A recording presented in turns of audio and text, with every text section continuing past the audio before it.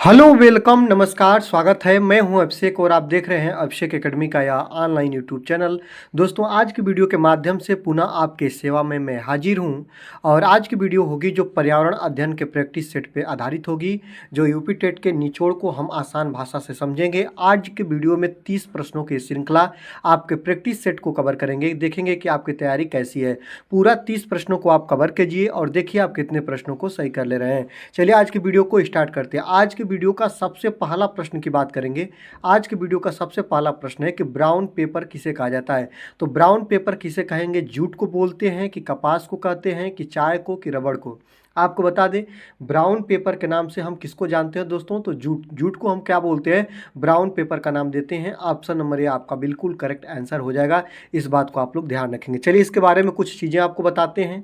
यहाँ पे देखेंगे सर्वप्रथम पहला बात है कि स्वर्ण रेशा के नाम से किसे जानते हैं? तो स्वर्ण रेशा के नाम से हम स्वर्ण रेशा किसको बोलते हैं दोस्तों? जूट को। जूट को हम लोग क्या बोलते हैं? तो स्वर्ण रेशा का नाम भी देते हैं। इस बात को आप ध्यान रखिएगा। आगे देखते हैं जूट का उत्पादन सबसे अधिक होता है कहाँ पे? अगर आपसे पूछे कि जूट का उत्पादन सर्वप्रथम या सबसे ज़्यादा कहाँ पे होता है, तो पश्चिम बंगाल में होता है। जूट का उत्पादन सबसे ज़्यादा जो होता है वो पश्चिम बंगाल में होता है और स्वर्ण रेशा के नाम से हम जानते हैं किसको? जूट को जानते हैं। भारत में चाय की बात करें तो चाय का सबसे बड़ा उत्पादक राज्य की बात पूछे तो याद रखेंगे भारत में सबसे ज़्यादा चाय का उत्पादन कहाँ पे होता है? तो असम में होता है। कहाँ पे होता है? असम में होता है। चाय में एक निकोटीन नामक मादक पेय पदार्थ पाया जाता है जो कि एक नशीला पदार्थ होता है। इसको आप लोग याद रखेंगे। तो भारत में चाय का सबसे बड़ा उत्पादक की बात करें तो असम को आप लोग ध्यान रखिएगा। आगे देखते हैं ग्रीन गोल्ड क्रांति से संबंधित है। याद रखेंगे ग्रीन गोल्ड क्रांति किससे संबंध रखता है? तो चाय उत्पादन से। इस बात को आप ध्यान रखेंगे। आगे देखते हैं भारत में रबड़ का सबसे बड़ा उत्पादक राज्य की बात पूछे आप तुरंत बताएंगे केरल। भारत में सबसे ज़्यादा रबड़ उत्पादन की बात कहाँ पे होता है दोस्तों? केरल में होता है। और इसके बाद मसालों का बाग या मसालों का शहर के नाम से किसको जानते हैं? तो केरल को जानते हैं। इस बात को आप लोग याद रखेंगे। इसी क्रम में मुझे याद आ रहा है एक प्रश्न ये भी बना था, आप लोग इसको भी इस प्रश्न को याद रखेंगे कि जो औषधि के रूप में किसका हम प्रयोग करते हैं? तो याद रखें अगर मसालों का बात आया है तो औषधि के रूप में एक ऐसा वृक्ष है या एक ऐसा पौधा है जिसका प्रयोग हम लोग घरों में पूजा करने के साथ साथ औषधि में भी करते हैं। उसका नाम क्या है दोस्तों? तुलसी है। ये भी बात आप लोग याद रखेंगे। क्या है दोस्तों? तुलसी है। इस बात को याद रखेंगे। चलिए आगे ले चलते हैं। विश्व का पहला ओजोन परत संरक्षण के लिए सम्मेलन कहाँ हुआ था? ओजोन परत किस मंडल का हिस्सा है? अगर आपसे पूछे तो सर्वप्रथम आप बताएंगे समताप मंडल का। एक पॉइंट तो आप लोग याद ये चीज़ रखिएगा समताप मंडल का। और ओजोन दिवस प्रत्येक वर्ष के 16 सितंबर को मनाया जाता है। कब मनाया जाता है प्यारे? प्रत्येक वर्ष के 16 सितंबर को मनाया जाता है।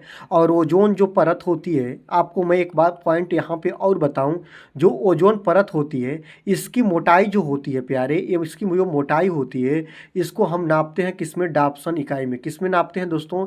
याद रखेंगे इसकी जो मोटाई नापने का कार्य किया जाता है डाप्सन इकाई में किया जाता है। और विश्व का पहला ओजोन परत संरक्षण के लिए सम्मेलन कहाँ पे हुआ था? तो आपको पता होना चाहिए यह सम्मेलन हुआ था वियना में। कहाँ पे दोस्तों? ऑस्ट्रिया के वियना में हुआ था। ऑप्शन नंबर बी आपका बिल्कुल सही हो जाएगा। ऑस्ट्रिया के वियना में हुआ था। इसको आप लोग याद रखेंगे। आगे देखते हैं यहाँ पे कुछ पॉइंट हैं जिसको हम कवर करा दूँ आपको, जो ये बहुत ज़्यादा पूछता है कि मॉन्ट्रियल प्रोटोकॉल किससे संबंध रखता है? तो जो आपका मॉन्ट्रियल प्रोटोकॉल होता है यह ओजोन परत के संरक्षण से संबंध रखता है। किससे दोस्तों? ओजोन परत के संरक्षण से संबंध रखता है मॉन्ट्रियल प्रोटोकॉल। ओजोन दिवस कब मनाया जाता है? प्रत्येक वर्ष के 16 सितंबर को मनाते हैं। और हवाई जहाज प्रायः किस परत में उड़ते हैं? तो हवाई जहाज उड़ने की जो आदर्श दशा पाई जाती है वो समताप मंडल होता है। ये बात को याद रखेंगे। ओजोन परत किस मंडल का हिस्सा है? तो वो भी समतापीय मंडल का हिस्सा है। इसको भी आप ध्यान रखेंगे। अगला देखते हैं मेघ गर्जन वायुमंडल के किस परत में होती है? तो वायुमंडल की सबसे निचली परत का नाम होता है क्षोभ मंडल। इसी में मेघ गर्जन, आपके जो जलवायु परिवर्तन, सब कुछ घटनाएं यहीं पे होती है। कुहरा आदि का जो भी समावेशन देखने को मिलता है वो क्षोभ मंडल में देखने को मिलता है। तो मेघ गर्जन वायुमंडल की किस परत में होती है? तो क्षोभ मंडल में, या पृथ्वी के पास की, या मंडल की सबसे निचली, वायुमंडल की सबसे निचली परत का क्या नाम होता है? अगर आपसे पूछे तुरंत बताएंगे क्षोभ मंडल। ये बात बात को याद रखेंगे। जो आपका तूफान हो गया, बिजली गरजना हो गया, ये सब चीज़ें कहाँ पे होती है? तो क्षोभ मंडल में होती है। आगे देखते हैं कौन सी गैस वायुमंडल में सर्वाधिक मात्रा में पाई जाती है। तो आपको पता होना चाहिए, जो अगर गैसों की बात पूछे दोस्तों, तो जो नाइट्रोजन गैस होती है ना, वायुमंडल में सर्वाधिक मात्रा में 78% पाई जाती है। जो ऑक्सीजन होती है वह 20.95%, या इसको 21% हम लोग देखते हैं। जो आर्गन होती है वह 0.93% पाई जाती है। जो आपकी कार्बन डाइऑक्साइड गैस होती है वह 0.034% पाई जाती है। यह जो होती है वायुमंडल में गैसों का समावेशन होता है। सर्वाधिक मात्रा में पूछे तो आप तुरंत जाएंगे किसके साथ? नाइट्रोजन के साथ। इस बात को आप लोग याद रखेंगे। यहीं पे अगर गैस की बात मैं और भी बताऊं दोस्तों, तो आपको पता होना चाहिए कि जो गैसों में सबसे मुख्य गैसों का रूप होता है ना, ये आप लोगों को पता है ना, सीएनजी से बहुत ज़्यादा पूछता है। कंप्रेस्ड नेचुरल गैस इसका फुल फॉर्म होता है। वाहनी ईंधन इसे बोलते हैं। एलपीजी का फुल फॉर्म पूछता है। लिक्विफाइड पेट्रोलियम गैस बहुत ज़्यादा पूछता है। इसका प्रयोग हम लोग घरों में रसोई बनाने के लिए करते हैं। ये बात को आप लोग याद रखेंगे। आपको मैं एक और बता दूं दोस्तों, मिथाइल आइसोसाइनाइड बहुत बार पूछा है। मिथाइल आइसोसाइनाइड भोपाल गैस त्रासदी में किस गैस का रिसाव हुआ था? तो मिथाइल आइसोसाइनाइड का हुआ था। एमआईसी से इसको याद रखते हैं। कब हुआ था? तो आपको पता होना चाहिए 1984 में। कब दोस्तों? तो 3 दिसंबर 1984 को यह हुआ था। मिथाइल आइसोसाइनाइड गैस का रिसाव कहाँ पर हुआ था? तो मध्य प्रदेश के भोपाल शहर में। कहाँ पर? एक फैक्ट्री में हुआ था। इस बात को आपको याद रखना होगा, क्योंकि ये चीज़ें कई कई बार पूछा है, इसलिए आप इसको ध्यान रखेंगे। अगर आपको मैं एक चीज़ और बता दूं यहाँ पे ना, तो आप लोग इसको एक चीज़ को याद रखेंगे। एक बहुत इम्पॉर्टेंट है, जिसका नाम है दोस्तों हरित गृह प्रभाव, या उसको बोलते हैं ग्रीन हाउस गैसें। यह ग्रीन हाउस गैसें होती हैं। ये मुख्य रूप से 4 गैसें होती हैं। बहुत महत्वपूर्ण होता है। अगर आप नहीं जानते हैं तो जान जाइए। CO2 होता है, सेकंड नंबर पे आपका N2O होता है, थर्ड नंबर पे CFC होता है, और इसके बाद मेथेन CH4 होता है। मुख्य रूप से ये गैसें होती हैं। यही ग्रीन हाउस गैसें कहलाती हैं। ग्लोबल वार्मिंग के लिए उत्तरदायी होती हैं। इनको तो आपको याद ही रखना होगा। चलिए 3 नंबर क्वेश्चन की बात करते हैं। 3 नंबर कह रहा है कि रुधिर दाब मापने के लिए किसका प्रयोग किया जाता है? रुधिर दाब को मापने के लिए किस यंत्र का प्रयोग करते हैं? जो रुधिर दाब को नापते हैं, ब्लड प्रेशर को नापते हैं। ब्लड प्रेशर को किससे नापते हैं? तो ब्लड प्रेशर का मापन स्फेग्नोमीटर से करते हैं। कैसे करते हैं दोस्तों? स्फेग्नोमीटर से। ऑप्शन नंबर डी आपका बिल्कुल बिल्कुल करेक्ट आंसर हो जाएगा। इसको आप लोग याद रखेंगे। सिस्मोग्राफ की बात पूछे तो सिस्मोग्राफ से क्या नापते हैं? सिस्मोग्राफ से भूकंप की तीव्रता नापते हैं। अगर आपसे पूछे कि भूकंप की तीव्रता का मापन कैसे करते हैं, तो तुरंत आप याद रखेंगे सिस्मोग्राफ से करते हैं। बैरोमीटर पूछे तो बैरोमीटर से वायुमंडल की दाब को नापते हैं। वायुमंडलीय दबाव को मापने का काम किससे करते हैं दोस्तों? तो जो वायुमंडलीय दबाव होता है इसको हम बैरोमीटर से नापते हैं। और इसके बाद आपका है स्टेथोस्कोप। जो आपका स्टेथोस्कोप होता है, रक्त संचार की दशा का परीक्षण करने का यह उपकरण होता है। रक्त संचार की दशा का परीक्षण करने का यह उपकरण होता है, जिसको आप लोग बोलते हो स्टेथोस्कोप। ये बातों को याद रखेंगे। चलिए आगे देखते हैं, किस राष्ट्रीय उद्यान को पक्षियों का स्वर्ग कहा जाता है? अगर आपसे कहीं पूछे कि किस राष्ट्रीय उद्यान को पक्षियों का स्वर्ग कहा जाता है, तो पक्षियों का स्वर्ग कहे जाने वाला उस राष्ट्रीय उद्यान का नाम है दोस्तों केवलादेव। याद रखेंगे, केवलादेव घना राष्ट्रीय उद्यान कहाँ पे है दोस्तों? राजस्थान के भरतपुर में। कहाँ पे? आप लोगों को याद रखना होगा, राजस्थान के भरतपुर में है केवलादेव राष्ट्रीय उद्यान, जिसको हम लोग क्या बोलते हैं दोस्तों? तो इसको हम लोग बोलते हैं पक्षियों का स्वर्ग। क्या बोलते हैं दोस्तों? पक्षियों का स्वर्ग बोलते हैं। इस बात को आपको बिल्कुल ध्यान देना होगा।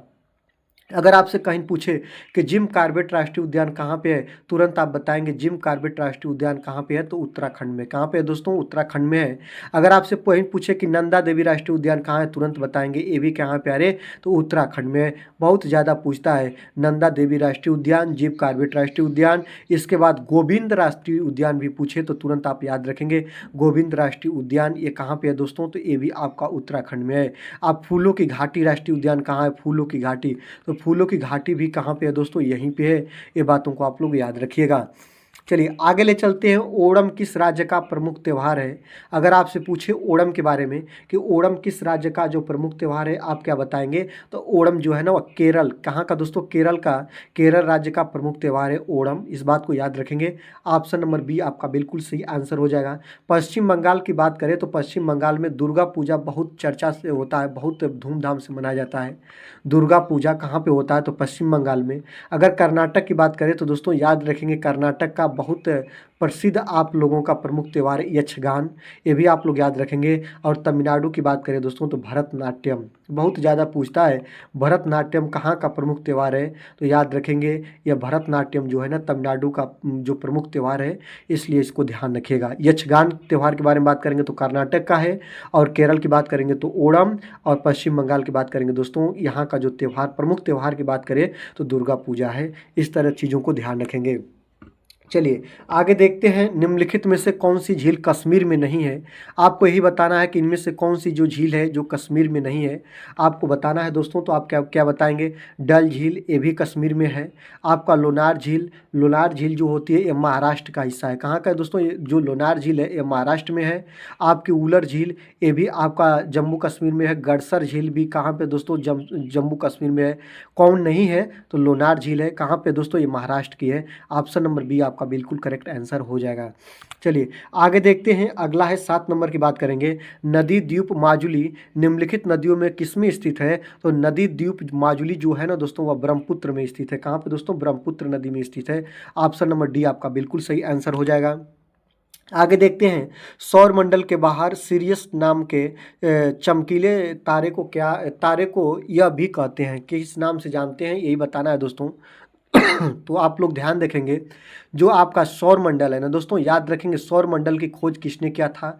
आप लोगों को एक बात याद रखना होगा, तो जो सौर मंडल की खोज की बात करें तो कापरनिकस कौन किए थे दोस्तों, तो याद रखेंगे कापरनिकस के द्वारा सौर मंडल की खोज की गई थी। और सौर मंडल का जो मुखिया होता है उसे हम क्या बोलते हैं, सौर मंडल के मुखिया को सूर्य बोलते हैं। सूर्य क्या है दोस्तों, तो यह गैसों का गोला है जिसमें हाइड्रोजन और हीलियम गैस के नाभिक की संलयन के द्वारा ऊर्जा निकलती है। हाइड्रोजन कितने परसेंट, तो 71%, और हीलियम आपका 29% मिलकर ऊर्जा का निर्मुक्त करते हैं। और यही होता है सूर्य, और सूर्य के चारों ओर ग्रह और ग्रह के चारों ओर उपग्रह गति करते रहते हैं। तो सौर मंडल के बाहर सीरियस नाम के चमकीले तारे को हम किस नाम से जानते हैं, तो इस चमकीले तारे को हम डार्क स्टार बोलते हैं। क्या बोलते हैं दोस्तों, तो इसको हम डार्क स्टार के नाम से जानते हैं। ऑप्शन नंबर ए आपका बिल्कुल सही आंसर हो जाएगा। आगे देखते हैं, 9 नंबर की बात करेंगे। 9 नंबर कह रहा है मीठे पानी की सबसे बड़ी झील कहाँ है। याद रखेंगे, मीठे पानी की सबसे बड़ी झील का नाम बताइए। सबसे पहले मैं बता दूं, मीठे पानी की सबसे बड़ी झील जो है ना वो जम्मू कश्मीर में है, और उस झील का नाम है वूलर झील। क्या है दोस्तों, वूलर झील। ऑप्शन नंबर डी आपका बिल्कुल सही आंसर हो जाएगा। आगे देखते हैं, किस राज्य की मुख्य भाषा खासी है। अगर आपसे पूछे कि किस राज्य की मुख्य भाषा खासी है, आप क्या बताएंगे, मेघालय की। कहाँ की दोस्तों, मेघालय की जो मुख्य भाषा है ना वो खासी है। आगे देखते हैं, किस एक संस्कृति ने अपने मृद भांडों को सर्वप्रथम चित्रित किया। तो जो याद रखेंगे, एक संस्कृति है जिस संस्कृति का नाम क्या है दोस्तों, और वह कब की संस्कृति थी जिसने अपने मृद भांडों को सर्वप्रथम चित्रित किया था, तो वह संस्कृति का नाम है लौह युगीन संस्कृति। याद रखेंगे लौह युग। ऑप्शन नंबर डी आपका बिल्कुल सही आंसर हो जाएगा।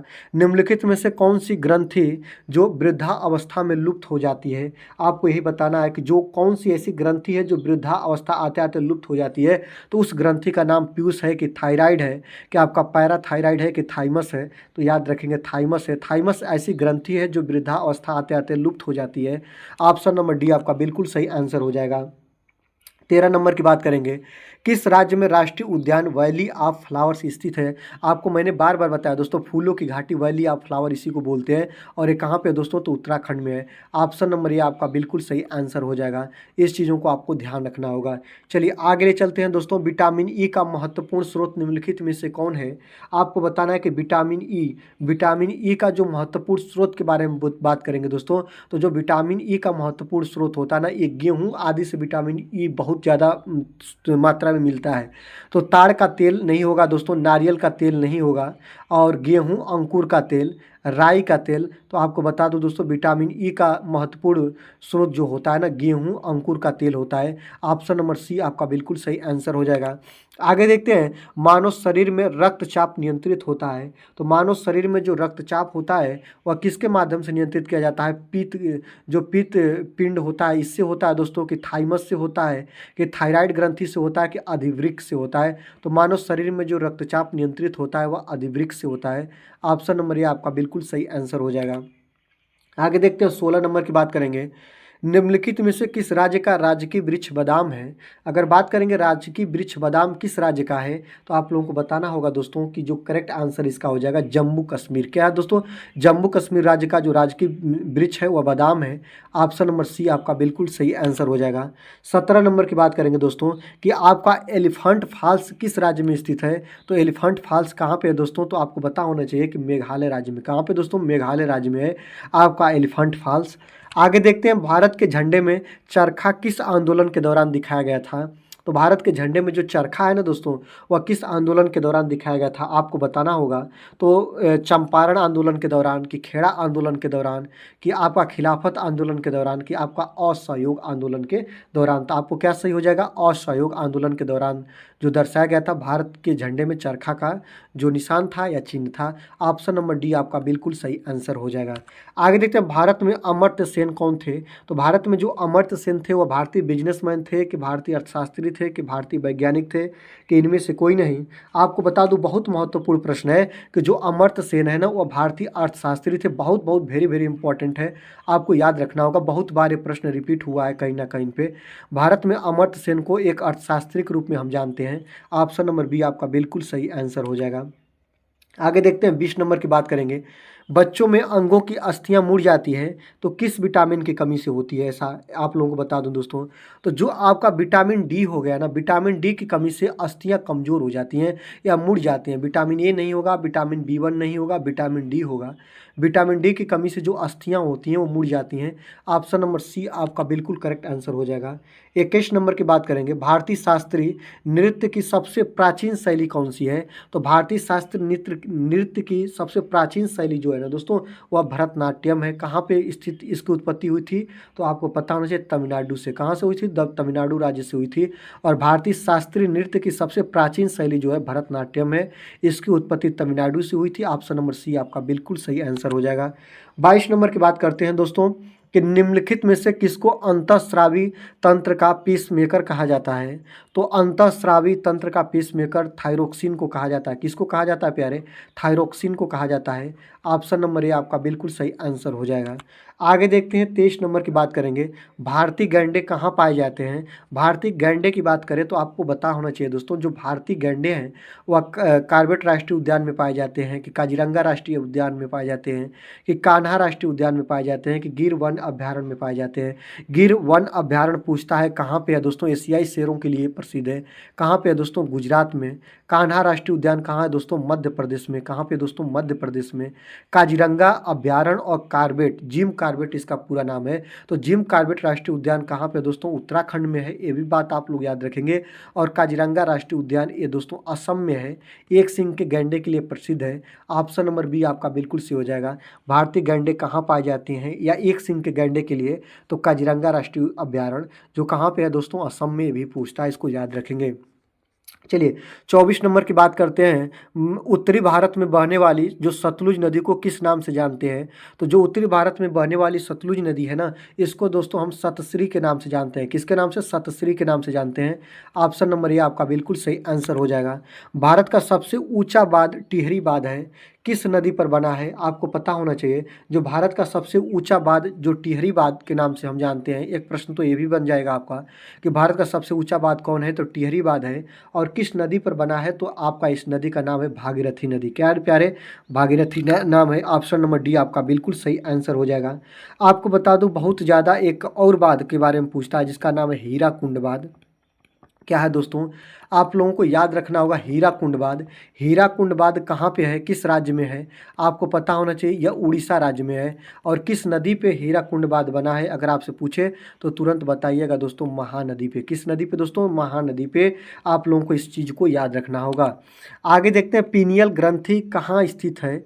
आपके शरीर में जो पीनियल ग्रंथि होती है दोस्तों वह कहाँ पे पाई जाती है या कहाँ पे स्थित होती है? तो मस्तिष्क में। कहाँ पे दोस्तों?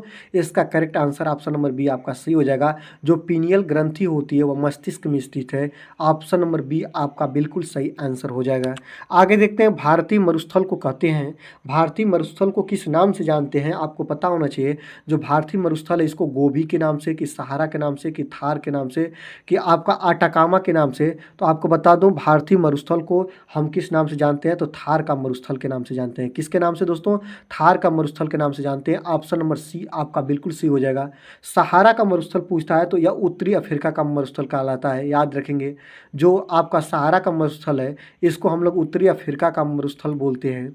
और भारतीय मरुस्थल के नाम से हम किसको जानते हैं? तो थार के मरुस्थल को जानते हैं, इसको ध्यान रखना होगा।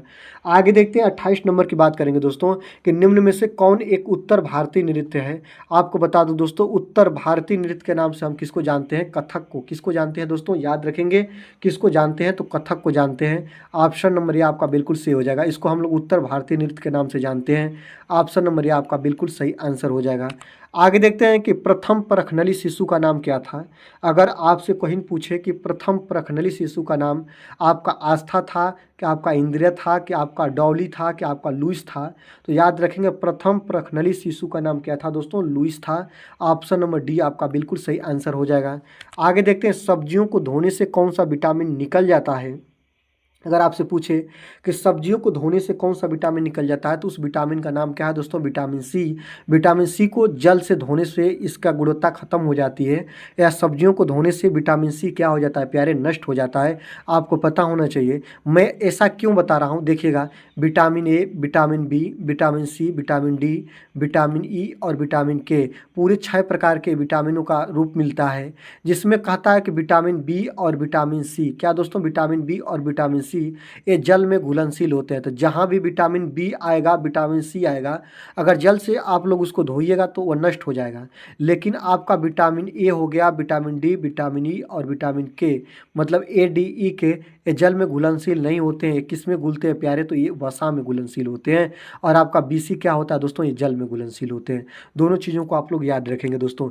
30 प्रश्नों का यह प्रैक्टिस सेट हुआ खत्म। वीडियो कैसी लगी? वीडियो अच्छी लगी तो आप जरूर से जरूर लाइक करिएगा। चैनल पर नए हैं तो सब्सक्राइब करके बेल आइकन को प्रेस करेंगे। दीजिए आज की वीडियो से मुझे विदा। देखते रहिए अभिषेक एकेडमी। वीडियो देखने के लिए आपका बहुत बहुत धन्यवाद।